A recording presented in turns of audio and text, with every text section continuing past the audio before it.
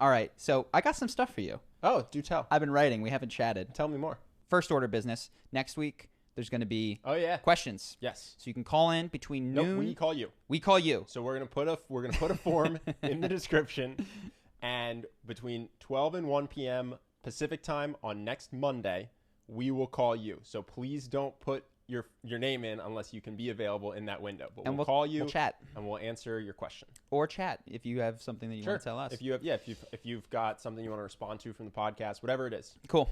So, man, where to begin? Here's what I have. School's back. Okay. Right? And I've been having nightmares. I keep thinking that I'm going to wake up and I'm going to be in school. Dude, I had a nightmare this week about being in school. I realized it's my most common nightmare is that I'm trapped in school. What was yours?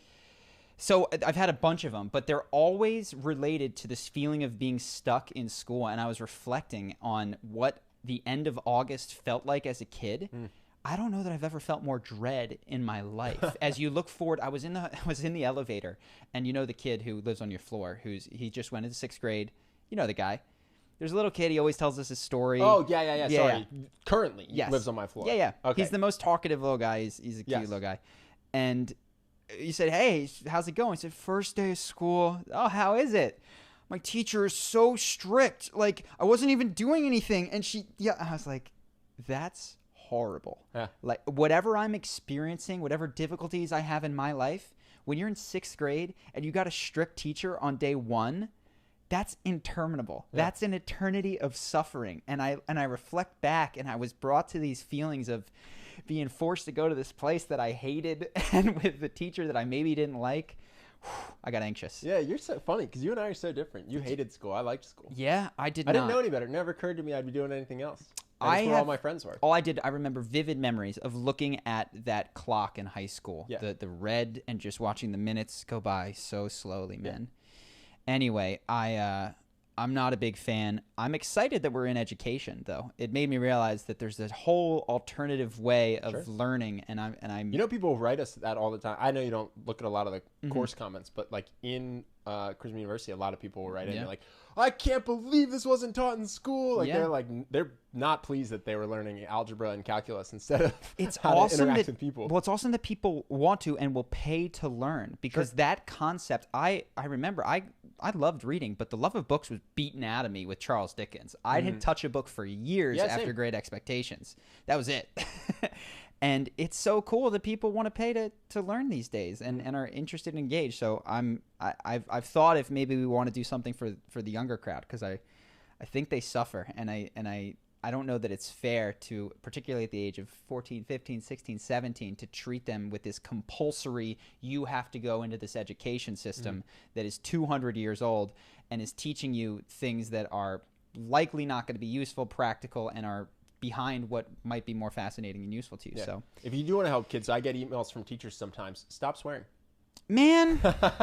No. Because they want to play our videos. Half dozen teachers have been like, "Hey, I really like this video. Can you please ask Charlie not to say the word rare. because they're 11 and they're not supposed to say that word." I'm like, I can't rein them in. Swearing is such an odd thing. Because take the F word, right? It's got a f and a k sound. And if you go k and then a f, you have the word cuff, which is a handcuff, or it doesn't mean anything. The revulsion with which we react to a word, particularly out of context. Oh, he said, right? Therefore, this is an awful experience. Doesn't the intent matter more? Isn't it about the hate with which I might say something that you would be more? Not when they're 11, apparently. Not when they're 11. You just don't utter certain syllables. But also, when you go abroad, I see you in Portuguese. We know this means. Oh, coup. If you say coup. Coup. Yeah. I swore. Now, it's definitely demonetized because none of this is occurring to YouTube. But yeah, you can't. That's a bad word, and people laugh. Is it spelled C-U? Yeah. Oh, Jesus Christ. I actually think it is. So when our course is translated to Portuguese, which it is. No, because it's going to be Universidade de... Oh, good. You got to use good. So different logo. Yeah. That would be hilarious. Yeah. So, whatever. School sucks. I've been doing this video on Shia Labeouf.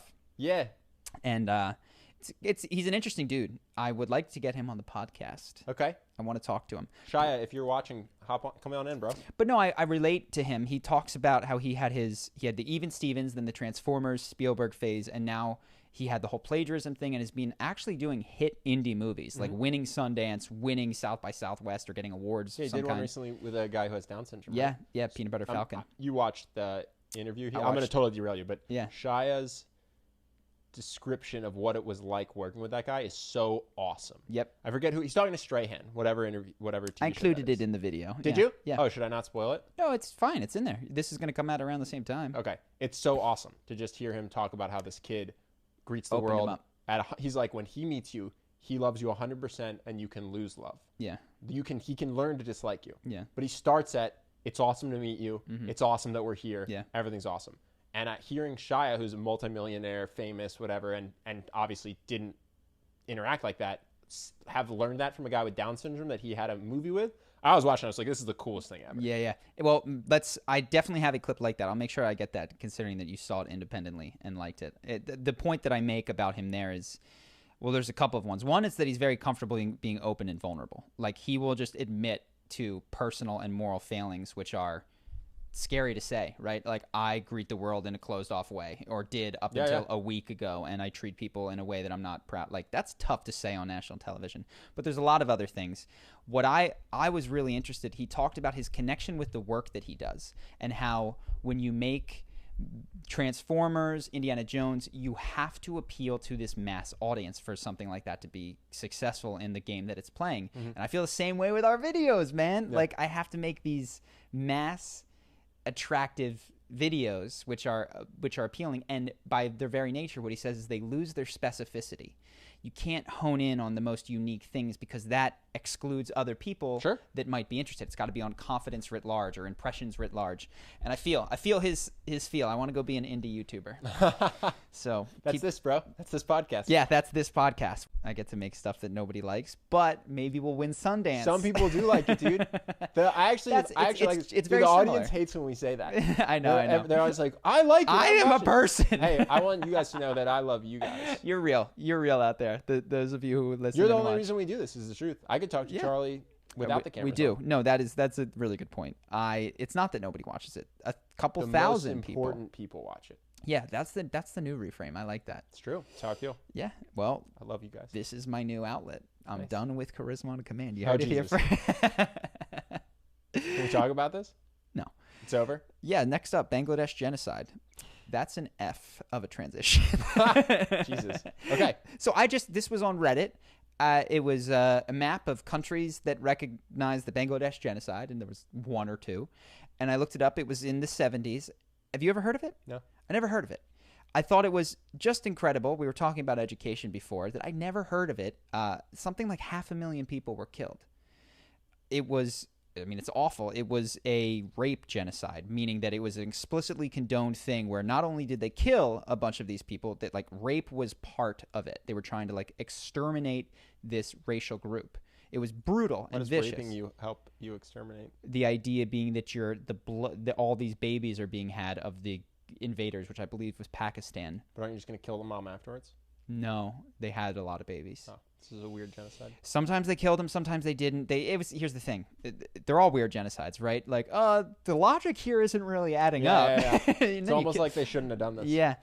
But what I was, you hear this about history, and another thread that was on Reddit was, how is the American Revolution taught in Britain? I saw this one. Fascinating. 0, right? It's not taught. They don't teach about America overthrowing the British government in England. Which just makes you realize that history is a means of which you inculcate and control a population. Well, I'll toss one to you. How much did you know about the Vietnam War? Dude, we breezed over that. 11th grade, Gulf of Tonkin, Tet Offensive. It was in a couple of words, done. No, okay, we're going to talk about World War II. Yeah. Forever. Okay, I think Vietnam War is the next major war. Is that right? Korea. For America? Korea. Okay, we didn't learn about that one either, really. No. But so then there's the Korean War, Vietnam War. What do you know about the Vietnam War? North and South Vietnam, and we were with the good guys. Yeah. Okay. Then you go to Vietnam. Yeah. Dude, I went to have you been to Vietnam? Yeah, it's I heartbreaking. went to the War Museum. I had to sit down. I got nauseous. Mm-hmm. I've never been so ashamed to be an American. I was halfway through the museum and I sat down on a bench, was just like, I'm gonna throw up because this is so horrible. Yeah. Our schools didn't teach us shit about the Vietnam War. We're swearing a lot. Whatever. It's already demonetized. It's demonetized. Don't even put ads on this one. We're not going to try. So we didn't learn. There were all of these CIA interventions. Guatemala, the Pinochet in Chile. There was the guy in Iran where BP wanted their. You're basically saying the education system is mostly a propaganda machine when it comes to history? If not, period.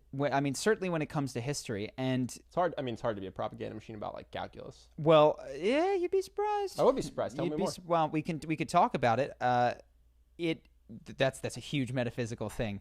We'll get into that in a different podcast, perhaps, because I don't fully understand all the implications. But I have heard people make the argument that math is often treated, and the sciences. I mean, the science is a great example. Science is treated as this infallible thing, especially on the East Coast, where there's like superstition on the one hand, and then there's the scientific science on the other hand. But what you're not taught in science is the scientific method as perhaps the best way of learning things. What you're taught is this is accepted by scientists. So really most science is an appeal to authority as it is taught in education. Secondarily, the scientific method only teaches you how things have worked in the past. It makes a pretty good claim on what will happen in the future. But just because a billiard ball broke every time at that angle in the past does not mean it will continue to do so in the future. So science, this is the whole Humean thing. Science takes past data and says, this is the rule. But you don't know that that's the rule until something else breaks.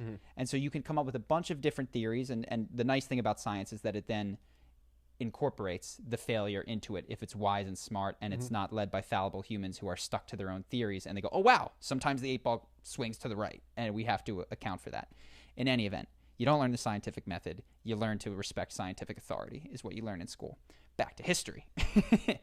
I'm blown away, man. I'm blown away that this horrible genocide, and we're told never forget, and obviously 9/11 is an important thing, but I look at the scale of what has happened to America and Pearl Harbor and how critical that has been in my understanding of the world, and 9/11, and the world is a post-9/11 world where I think between 3,000 and 4,000 Americans were killed in a horrible attack, and no one cares about the Bangladeshi genocide. No one cares about at least not no one. No one in my education system cares. Sure. Bangladeshi people care.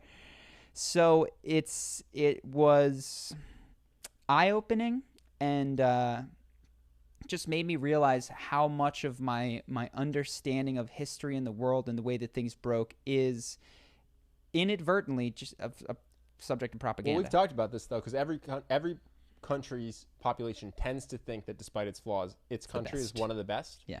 And that this could be partially wise because from the age of 5, you're taught history only to the effect of making your country look good. Yeah. So as far as Britain's concerned, the British Empire was dope. Somebody made a joke. Something happened. something, there's no more empire. Now there's no more empire. But it was pretty great. Yeah. You know? And when you're in the U.S., do you remember the first story of the Pilgrims and the Indians where they got together for Thanksgiving? Oh, yeah.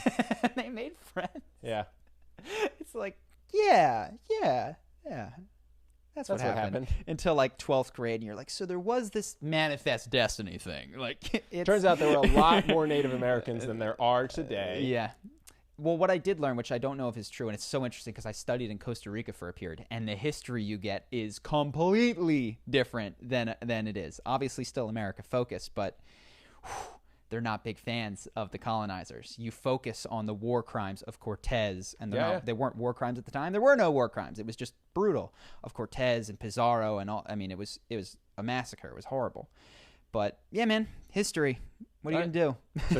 So far on these podcasts, don't trust any major news outlet. Trust anything. Don't trust any major news outlet. Don't trust YouTube news, and don't trust anything you learned in school. Yeah. Cool. But tune into Charisma on Command. Definitely watch this week's episode of Charisma. So, Dave Chapelle. Oh, yeah. That's a D. No, that's an F again of a transition. Yeah, it's fine. Oh, man. You guys can grade me. I want the transitions, and I want them graded in the comments. Transition, F, C. Which you liked it, right? Dave Chappelle, that was hilarious. Yeah, I thought it was super funny. Yeah. There was the one thing that I mentioned to you already is that there was the Vice article, which is now being commented on, which says that you shouldn't listen to it. It's transphobic. It's homophobic. It's phobic of all these things. But the more interesting thing is it doesn't make any reference or claimed if it was funny or not. I was trying to look through this article. I was like, is the word funny in the here? Is the word... It's a comedy special. I get that there's a political narrative, but you got to touch on if you laughed. No. Yeah. This has nothing to do with it. Everything needs to be viewed through this lens of oppressor, oppressed, and that's it. Not, of course, according to everybody, but according to perhaps a small minority of people. Yeah. I will say, actually, because I'm not in that community, I don't even remember what parts of it would have been triggering. Like, I remember he said if LeBron played in the WNBA, he'd score 840 I remember points a part. But does anyone fight that? Like, that seems pretty... The Michael Jackson thing is upsetting. That's what I thought. That was the one part where I was like, wow. Yeah. That's a big stand, Mr. Chappelle. Yeah. That's a big stand to take on Michael Jackson. Yeah. But again, I think it's so important to be upset. I disagree with him wholeheartedly on that one. Wholeheartedly. I was like, I think that's a stupid perspective, and I'd like to talk to you about it. But it's a good special, you know? And I can move past it. Yeah. So that was my thoughts on that. Yeah. That was the one part where I was watching. I was like, okay. Yeah. But you know what? He's interesting. He's got a great way, and I think there's a comedic genius here of starting with this political thing and then faking you out with the punchline and going at something that almost everyone can laugh at. Because while he did, you know, I don't think Michael Jackson did it. His callback punchline was, if you're not careful, Michael Jackson's gonna, you know, like, he kept then implying that Michael Jackson did do it. Yeah. You know, which is, he has a very clever way of hitting both sides, or like taking a third punchline. I don't even know how to describe it. I'll have to break them down. I think Dave Chappelle's higher level principle is he immediately recorded the special, went back to Ohio. Yeah. Doesn't have social media. He just doesn't care. Yeah. If everyone is up in arms about his Netflix special, he might not know unless someone texted him. Yeah. Like, he has just got a big plot of land in the Midwest, and he doesn't really want to hear your opinion about his special. Yeah. Which I think is how he has saved his sanity. Well, you know, I think he has, but there's that extra featurette, which I don't think you watched, and he talks. He's very aware of what's said about him. You know, the New York Times said this. The New York Times said that I am encouraging white supremacy, or encouraging homophobia, or encouraging this, or encouraging... Like, he's aware. I don't know that it breaks him down or upsets him or whatnot. Have you heard him talk about his Trump thing? No. It's hilarious. So he went on, I think it was SNL, and he gave a monologue about something that was supposed to be funny. And then at the end, he's like, by the way, Trump just got elected president. Like, let's just give the guy a chance. Let's just see what he does as president before we say anything. Everyone's already hating on him. Let's give him a chance. And he said the next day it came out, like, Dave Chappelle is pro-Trump. Dave Chappelle, and he's like, I'm not. And then when Chappelle would do, or when Trump would do bad stuff, people would text him, be like, yo, what's up with your boy Trump? What's going on with your fucking boy? And he's like, he's not my boy. Like, I was just saying we should give him a chance. Now he's not doing, we gave him a chance. It's not going well. We can be mad now. Yeah. And he said it was just hilarious because as soon as he said it, he became an avid Trump supporter in the minds of everyone. What he said was, I'm curious. Let's let him be president. I want to sit down with the person who wrote that headline. I really do, while they're writing it. The Vice one? No, the Dave Chappelle is a pro-Trump, for instance. Oh, got it. And I want to go, as honest as you can, let me in on your thought process right now. Do you know that you're straw manning him? Are you aware, or do you see this? Is this an error? Not an error, because perception is perception. Is this the way you're perceiving the situation? Or are you thinking, this will get me more clicks? Yeah. I want to know at which point the spin occurs. Because whoever's reading it thinks that's then he said he had friends texting him. Yeah. What's up with your boy? He's like, I didn't vote for him. I was just saying, don't hate him yet. Now you can hate him. Don't. It was hilarious. I have a good transition. All right. But I'm going to have to come back to the other one, but I'm sticking. This is a good transition. So with regards to when these things occur in our head, I'm reading this book, The Righteous Mind, and I've referenced it to you a couple times, but it's very interesting. It's opened me up to a lot of, I'm probably like 30% of the way through, but it's about how moral judgments and intuitions are made. And it starts from the principle, which many books do, which is you got your hind brain, you got your top brain. Your top brain does all the talking, the speaking, and the justifying, and your hind brain makes all the decisions. So a really useful way to think of it, he gives you a number of analogies, but is your top brain is your lawyer. And you did it, you didn't do it, you're going to do it, you're not going to do it, and your press secretary, you know, for President Trump. When you talk to the press secretary, you cannot change policy. Like, they're just there to give you the story about why he's doing it and to justify as best they can, even when they look insane. I think the press secretary is perhaps the best analogy. But if you're arguing with the press secretary, you're never going to change anyone's mind because the power is in the back. Yeah. And so that's the one thing. And it talks about all these moral intuitions, how first what happens, the decision is made, and then second, it's justified. And he does this with harmless taboos. He tells stories of a brother and a sister who have a romantic night, and they're so close to each other, and they sleep together. They use a condom. She's on birth control. It brings them closer in the relationship. They never do it again. Is this morally deplorable? And a lot of people will say, yes. He does things with a man goes to a store, purchases a chicken to eat, has sex with the chicken carcass, cooks it, and eats it. No one knows. Is this morally deplorable? And what he finds is that people will say these things are deplorable and then struggle, their press secretary will struggle to give a consistent reason why. And so he has a number of interesting questionnaires that are very good at teasing out that, listen, you've made this decision based on disgust, based on a reaction to it. But oftentimes, your brain, when you find that you cannot find a principle, does not then float that information back down. It doesn't change its opinion. Not often. It just goes, so for instance, with either example, you go, I think that's wrong. Yeah. Why do you think that's wrong? It's dangerous. Okay, well, it's not dangerous. Well, it's whatever, you know, just blah, blah, blah. Well, wait, blah. She might get pregnant. Well, no, I said that wouldn't happen. And then eventually he goes, okay, so we've gotten rid of all your reasons why this is disgusting. So now do you think it's not disgusting? Not disgusting. No, do you think it's morally wrong? Because you can say something's disgusting and say it's permissible. Morality is the domain of what other people should do. And some people, he finds that actually the most educated people that he does, independent, he goes to Brazil, he goes to India. He says it's so much less dependent on culture and so much more dependent on the level of education, whether or not their reasoning will change their permissibility, if they declare it to be permissible, even though it's disgusting. So he found that he was in, I believe, UVA, maybe even at UPenn, doing a study, and he found he could get widely different answers by going 3 blocks west. Just fascinating how these moral concepts. How does it skew? Education helps or hurts? Education helps your top brain override your hindbrain in terms of saying, I don't like it, but I'll permit it. But, and this isn't the end of the story, he found that as he did go, there's a number of different ethics in different cultures. So the one that we're used to is the ethic of harm. And the way that you think of everything is you have first you have your gut reaction. I hate that. I don't like that. Then your brain goes and tries to come up with reasons. But if you can't come up with a reason where someone is harmed, you might actually backtrack. As he goes to different cultures, he goes to India, he finds that they don't have ethics of harm. They have different ethics. In India, he argues that they have an ethic, at least this one area, an ethic of divinity, which is to say cleanliness matters. You see this in the Old Testament, where how you wash things is not just a recommendation. It's a moral thing you have to do. He finds in other communities they have an ethic of community, which is based on respecting your dad. You know, should you call your dad by his first name? If you ask an American that, you know, is that a bad thing? Maybe I wouldn't do it, but no moral problem. You go to India or some other culture, that's a moral offense. You can be punished for that and should be punished for that. So what he finds, and I think this is one of the more interesting things, I'm still getting to this point in the book, is that morality is not universal. And it arises similar to the way that our skin pigment is different colors based on our circumstances. So when he was in India, he's like, I got the ethic of divinity because everything is dirty.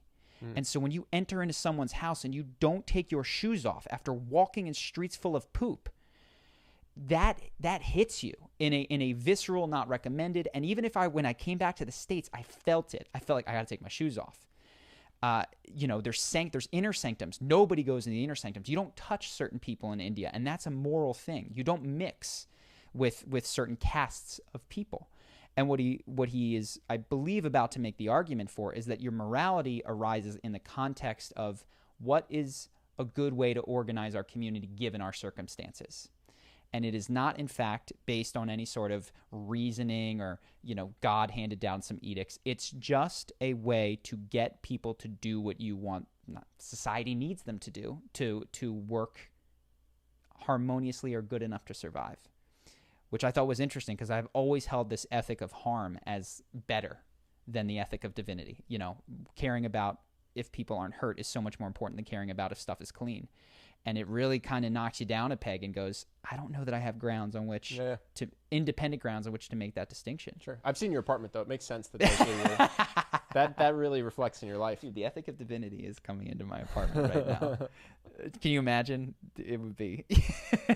There's food everywhere, but no one's ever been hurt. I'd be in jail. Yeah. I'd be in jail if the ethic of divinity were in. I don't know, but so we got that. Let me see if there's anything else. Moral dumbfoundedness. The other thing that I told you is people's reasoning takes time often to when you are pre-committed. So you need to argue with someone, give them reasons, and step back so that their top brain can influence their emotions enough for them to come around, which is why, and I've seen this, when people are triggered, they cannot change their mind. They cannot do it. And you thinking that they're stupid for not being able to get there, or you pounding down the door, is just a lack of, it's ignorance on your part. There's nothing they can do right there for all intents and purposes. You love to dig your heels in and debate. And so the best way to persuade you is to say something and then just walk away and then come back an hour later. Yeah. Because in the moment, you'll take any side of an argument that's not what the other person is saying. Mm-hmm. So you've mentioned that about yourself. Sure. It's true of even people who don't love to debate. And you need to calm down, because that part of your brain is just so much stronger than your reasoning faculties.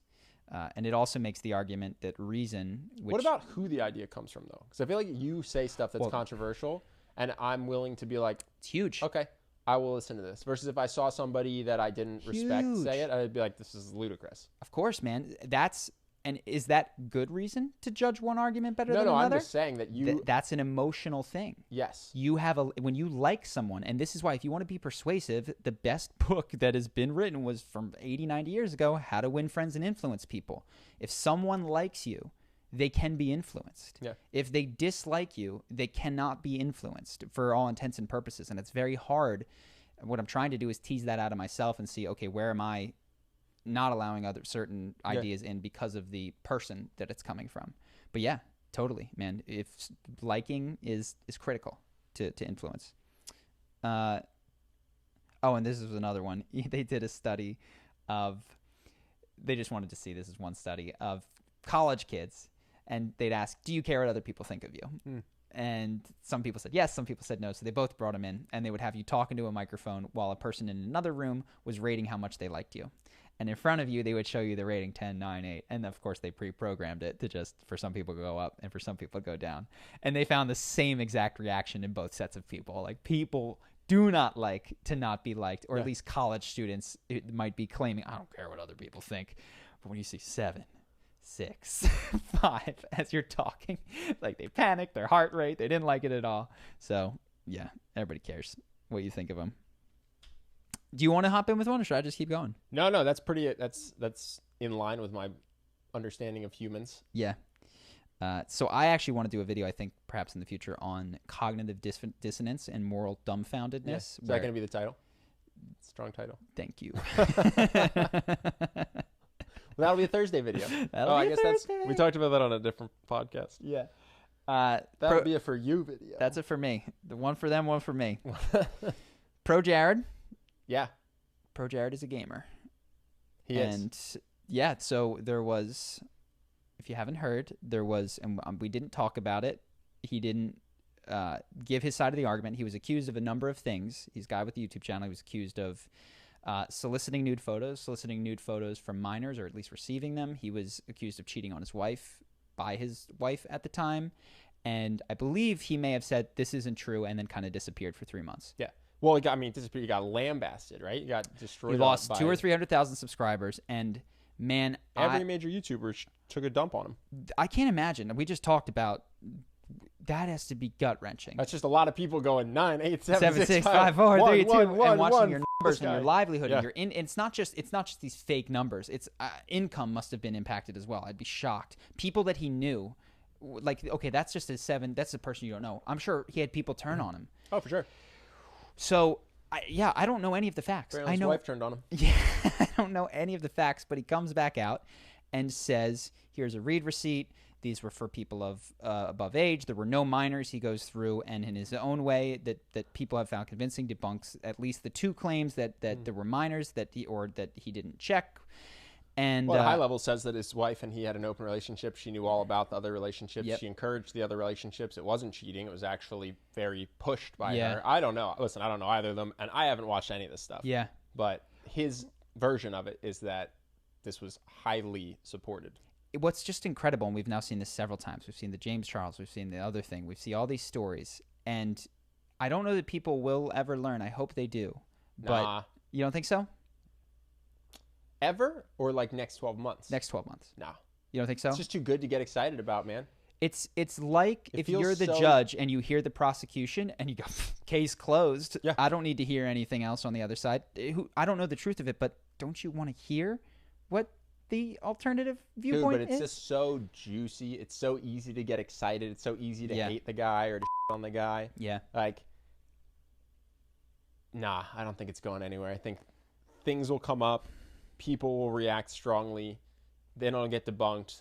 Or even if it doesn't get debunked, people will react strongly and then just forget later. Mm-hmm. But nah, that's not going away. So H3, I told you a little bit about this. We can rehash. They had previously, I think, been very critical of ProJared on their podcast. And then I watched yesterday the follow-up. And in line with this book that I'm reading, it's very hard to take a moral stance, receive new information, and switch it. And this is one of the reasons I got you. You're saying this is his version of the brother-sister hooking up thing. That he thought ProJared was bad. He said ProJared was bad. Then new information came out. And he's like, well, I already said ProJared's bad, so ProJared's bad. And he very publicly said it. And so his only alternative would be to say, mea culpa, I did something not good. So either I'm the bad guy or he's the bad guy. And you don't have to be that. You could just say, I learned my lesson. I overreacted, and I won't in the future. There's a way to just come out and be like, I'm really sorry. Sure, easy to say, but tough in the moment, because what it feels like is I'm the bad guy, or hindbrain is going, I gotta. This is the whole point of this book, is that our brains did not evolve to seek truth. They evolved to keep us alive. Mm-hmm. Truth is who cares? I need to stay alive. I need to make sure that my tribe likes me. I need to make sure that I'm not kicked out. I need to get what I need. So I'll cheat a little bit, but not too much. And it's really tough. And he's live is the other thing. So he says these things in the heat of a moment, and then he's got to defend them in another heat of the moment. And I watched it, and in my opinion, and I would like to speak to him, though I'm a little guy on YouTube, so he might never talk to me. I thought that it was really weak. It was a very cognitively conflated argument. He repeatedly falls back on the fact that he's creepy.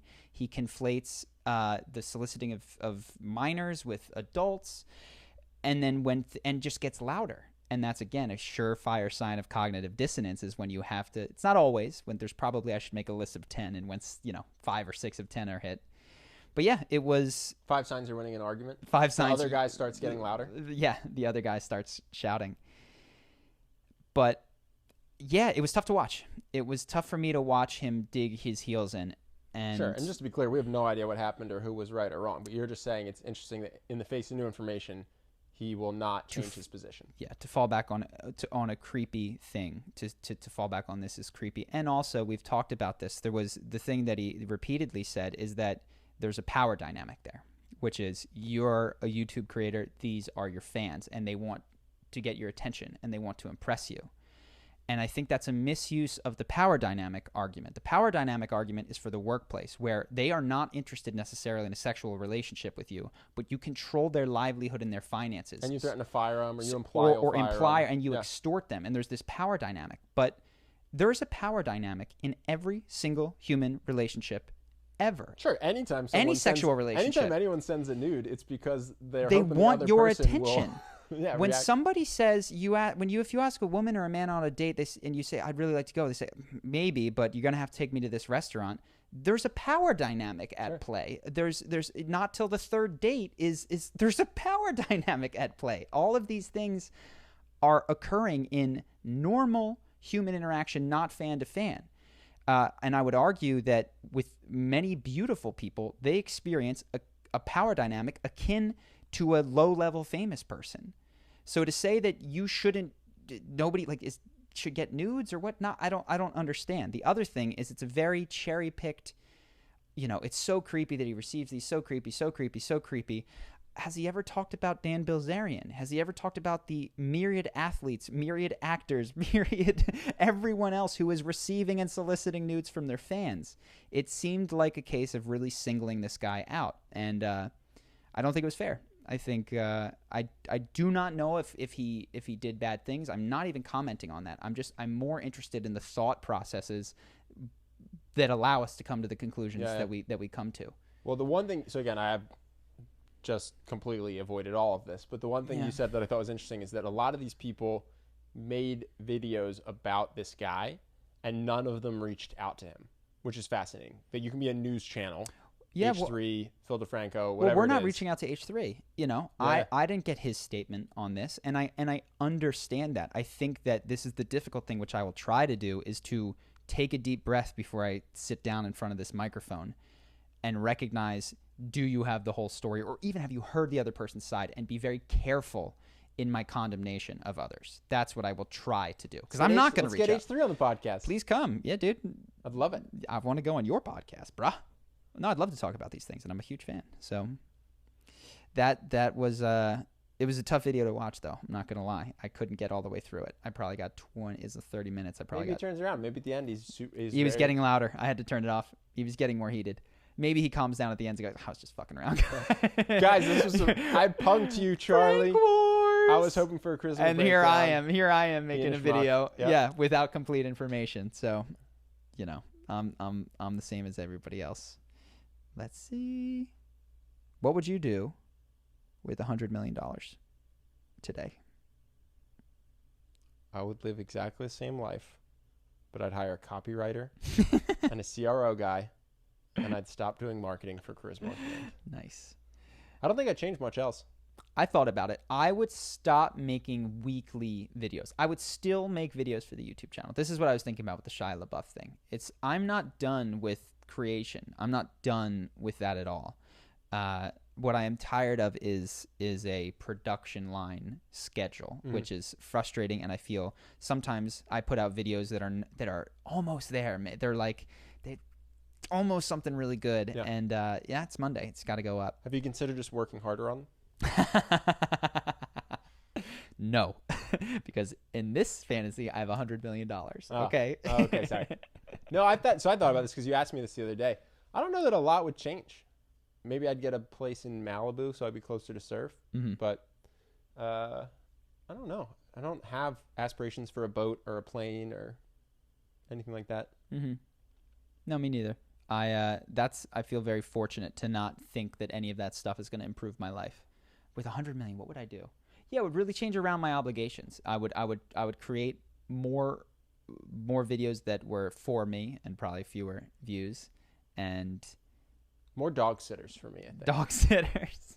More dog sitters. I would get a chef. Less time. I get a chef. Less time training my own puppy. That's what I do. I get a chef, and I was like, I would tell him, get me stuff that is as clean environmentally and sustainably as we can possibly go, and I'd have them on staff. But of course, then they'd be driving to my apartment just polluting. You can't be clean ever. No, it wouldn't work. And the last thing that I have here, and we can, if you want, you can riff on anything. People are gonna think we're so boring. They're like, oh, these guys wouldn't do anything with $100 million. No, I mean, here's the truth. We lived it. We did it. The things that you would want with $100 million in most cases is freedom from your job. That's why I wanted to quit and move to Brazil and wake up when I wanted. Yeah. And we did it. And you know what's incredible about the travel thing is it does get old. There is a home is incredible. There's something special about feeling home, just like there's something special about being elsewhere. And we got tired of being elsewhere after a while. So the last thing is a friend of ours. We were talking to him, and he mentioned something which we've touched on, but I think it's interesting. Is he was talking about his girlfriend and how she would come to him with problems.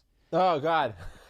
And how one of the reframes that Tony Robbins suggests when a loved one, particularly he talks about male, female, masculine, feminine dynamics, and that the masculine is focused on problem solving and values that independence, and the feminine is focused on connection and cooperation and just sharing emotions. This is what Tony says? This is what Tony says. This is what Tony says. Okay. Tony says what she was saying to me. And the feminine also in his paradigm would be interested in sharing emotions, almost almost regardless of their quality. Like if we can be sad together, we can connect, even though sadness isn't a preferable emotion. So what he was saying is, sometimes if his girlfriend complains or is mopey, that what he's trying to do is view that as an offering, as a gift. Or at least that's what Tony Robbins recommends. And my thought of that gift, I was like, that seems to me to excuse one. I don't know that that's even true or fair of all women, but yeah, it's kind of a lame gift. And maybe this is my masculine view of something which I need to broaden my perspective. But yeah, I'm curious. What do you think? I don't want that gift. I'm good. Like if I have a birthday party and someone brings me sad news about their life that isn't urgent or something we can act on. Yeah. That could wait till not my ever. Yeah. No, what I think, it's fine to be sad when sad stuff is happening. I think there's some people that everyone has a go-to emotion. And I think specifically a negative emotion. Mm-hmm. For me, it's nervousness or anxiousness. Some people it's sadness. Some people it's anger. And I think there are appropriate times to be sad. And I think if something tragic happened, someone I know's brother killed themselves, and she came over that night and she was incredibly upset, and I was like, I'm here for you. You want to cry, you want to talk about your brother, whatever you want.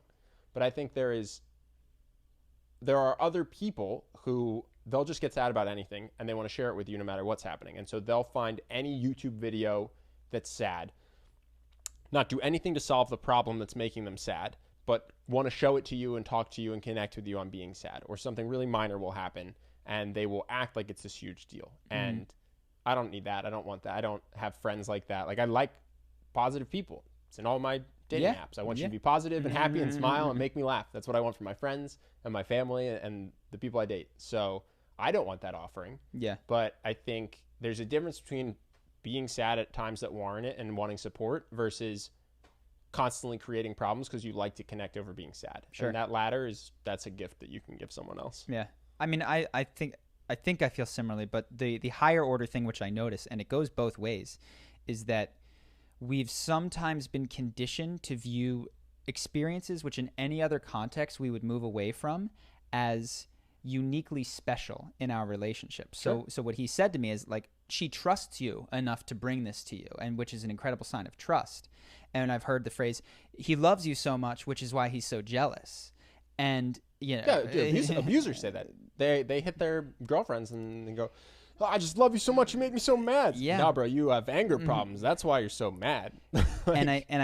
I'm not certain, but what I'm trying to do is to recognize those ingrained cultural beliefs about, because here's the truth. Most people are in relationships that regularly create negative emotions. They don't want to get out of the relationship, so their press agent goes to work and goes, how can I spin this so it's a good thing? And I'm jealous because I love, and I am whiny because I connect, and all of these things, which there's absolutely time to communicate jealousy. And I'm not saying that you need to lobotomize your brain and go, these emotions do not enter in my relationship. What I'm saying is that the tolerance and the space that we create for people to treat us in ways that we would consider poorly in any other context. Well, what I think is interesting, it's huge. What I think is interesting is that not everyone has infinite tolerance for everything. We all pick certain things. Yeah. So for instance, some people, when their partner screams at them, that passion shows love. Mm-hmm. And other people, if they get screamed at, they're like, I'm out of here. Yeah. I don't have an infinite tolerance for all bad behavior. Mm-hmm. But then the flip is when someone comes to you with a problem. Yeah. Some people will be like, solve this yourself. I'm not your problem solver. Yeah. And some people are like, oh, this is what love is. Yeah, love is when you come to me and you feel vulnerable enough to share. And so what's interesting is that it's not that everybody who's dating has infinite tolerance for all bad behavior. Mm-hmm. It's that we all have something that we would not put up with from other people, but we gladly accept in our relationships. Mm-hmm. And then honestly, we seek those people out. Yeah. So that's what I think is interesting. It's not that everybody will just get walked over.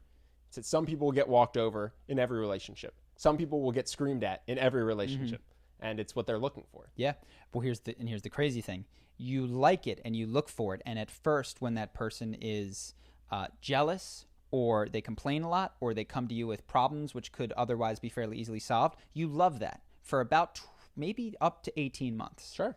And that feels great. Yeah, they're coming to me. They think they think that I have the answer to this problem. Yeah. They're trusting me with this issue, and they think I'm strong enough to handle it. Yep. For 18 months. And then like this is what I've heard as well as personal experience with myself and friends has shown. And then those things, something happens, and that person switches from I need to win them over, and this is to this, we're entering into a comfortable friend relationship. And as you shift into that friend mode, the standard by which I want you to behave shifts. And all of a sudden, those things which I thought were so cute and brought us together are incredibly frustrating, and I want them to change. And what's yours? What's your thing that you put up with? Sadness and problems that I can help solve. So not anger. Someone screams at you. No. And you know what? No one's ever angry, because if they have been, the relationship ends very quickly. Yeah. Well, actually, I've seen some of your girlfriends get mad, and I think they see the bad they see that you don't react well to it, and then they learn actually to go with sadness. It's very rare. Yeah. And so sadness and problems that I can solve, even when they're so easy to Google or something else, I really like early on. And then at some point, can you just Google this? Can you go inside? What about you? I don't know. Something I'm working on is not wanting a partner that just adores me, but that's a positive. I liked when someone was obsessed with me and adored me and thought I was perfect and really romanticized me and idolized me. That's something that I always really liked, but that's not really a negative per se. But would you accept that in a friend? Do you not idolize me? This is awesome. Can you cut the feed, please? No, do you? Would I? Yeah, honestly, dude. I think. Would you like that in a friend? Yeah, I think we had that in Brazil round 1. I think okay. We had people who thought we were the most charismatic people they'd ever met. Sure. Thought we were visionaries, and I think we have friends that we quite enjoyed when they held us in very high esteem. Yeah. And then we blew that. Yeah, now they just think we're people, man, with flaws. So let us know about this one. It was a different podcast, but let us know. I hope you liked it. Yeah, hope you liked it. Peace.